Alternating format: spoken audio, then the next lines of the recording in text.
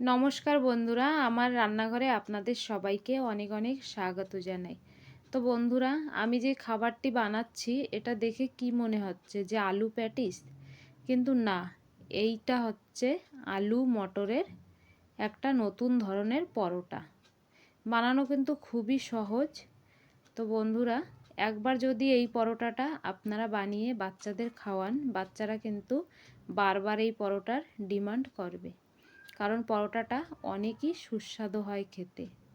তো পরোটা বানানোর জন্য 1 বাটি ময়দা আর 1 বাটি আটা নিয়েছি, স্বাদ মতন লবণ, কিছু চিলি ফ্লেক্স, আর এখানে দিয়েছি সামান্য পরিমাণের কালো জিরে, আর একটু হলুদ গুঁড়ো, আর কাস্তুরি মেথি, আর 1 চামচ মতন সাদা তেল দিয়ে সব কিছু ভালো করে মিলিয়ে নিতে হবে। তারপরে অল্প অল্প জল দিয়ে একটা ডো তৈরি করে দিতে হবে। তো এখানে আমি আটা আর ময়দাটা কিন্তু বরাবর মাত্রায় নিয়েছি। আপনারা শুধু ময়দা দিয়েও বানাতে পারেন, আবার কিন্তু শুধু আটা দিয়েও বানাতে পারেন, আবার এইভাবে বরাবর করে মিলিয়েও বানিয়ে নিতে পারেন। যেইভাবে আপনাদের পছন্দ হয় আপনারা বানিয়ে নিতে পারেন। তবে পরোটাটা বানানো কিন্তু অনেকই সহজ আর খেতে অনেকই সুস্বাদু হয়। একদম নতুন ধরনের পরোটা, একবার বানালে কিন্তু বাচ্চারা বারবার চাইবে। তো দেখুন এখানে ডোটা তৈরি। এবার আমি সামান্য আর একটু তেল দিয়ে ডোটার উপরে লাগিয়ে এইভাবে ঢাকনা দিয়ে রেখে দেব 10 মিনিটের মতন। এখানে আমি পরোটা বানানোর জন্য 3টে সিদ্ধ আলু নিয়েছি। 3টা আলুকে আমি এইভাবে গ্রেট করে নেব। তারপরে এখানে দেখুন গ্রেট করা হয়ে গিয়েছে। একটা কড়াই নিয়েছি, কড়াইতে সামান্য পরিমাণ সরষের তেল দেব, দিয়ে এখানে আমি ফোড়নের জন্য দেব সরষে আর জিরে। এরকম সরষে আর জিরের ফোড়ন কিন্তু অনেকই ভালো লাগে এই মশলা আলুর জন্য।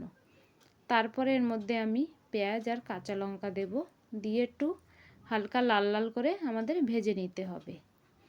তারপরে বন্ধুরা, যখন পেঁয়াজ আর কাঁচা লঙ্কাটা হালকা ভাজা হয়ে যাবে লাল লাল, এখানে আমি দিয়ে দেব কিছু ভাপিয়ে রাখা কড়াইশুঁটি। তো এখানে দেখুন আমি হালকা একটু ভাপিয়ে নিয়েছিলাম কড়াইশুঁটিগুলো, সে কড়াইশুঁটিটা দিয়ে দেব, দিয়ে কড়াইশুঁটিটা হালকা একটু ভেজে নেব পেঁয়াজের সঙ্গে।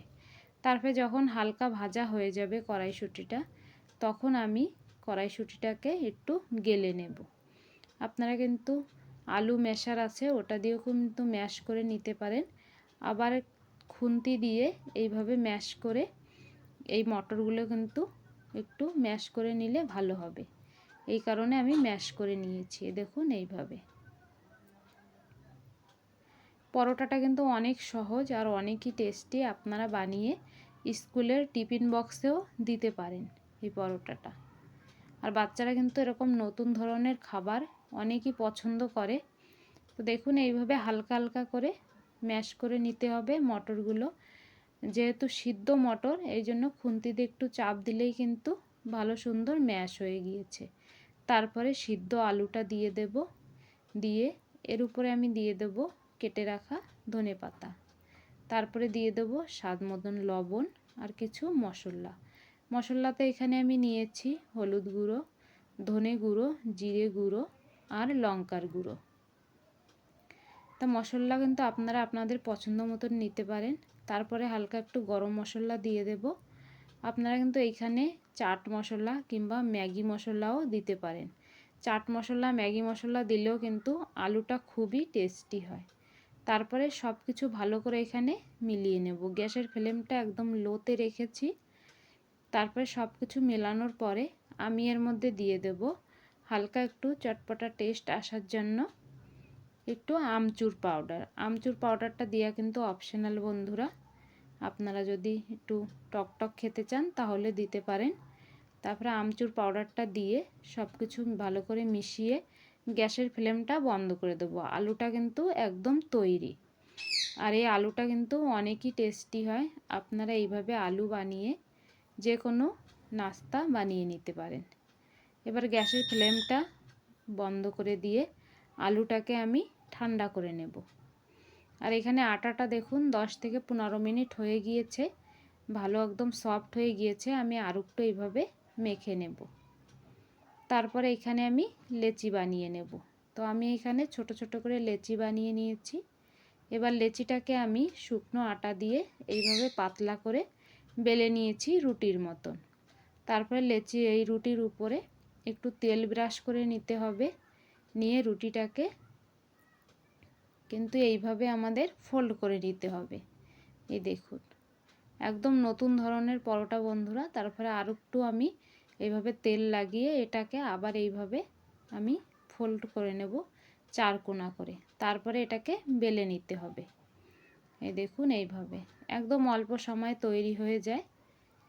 এইভাবে ভালো সুন্দর করে একদম পাতলা করে বেলে নিয়েছি।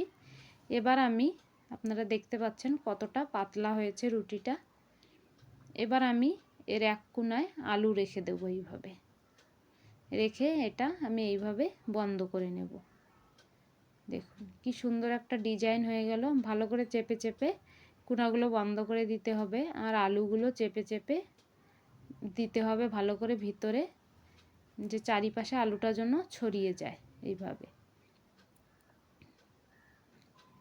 দেখুন, ভালো সুন্দর করে বন্ধ করার পরে পরোটাটা আমাদের তৈরি। এইভাবে আমি সবগুলো পরোটা তৈরি করে নিয়েছি। পরোটাগুলো কিন্তু দেখতে অনেকই সুন্দর লাগছে।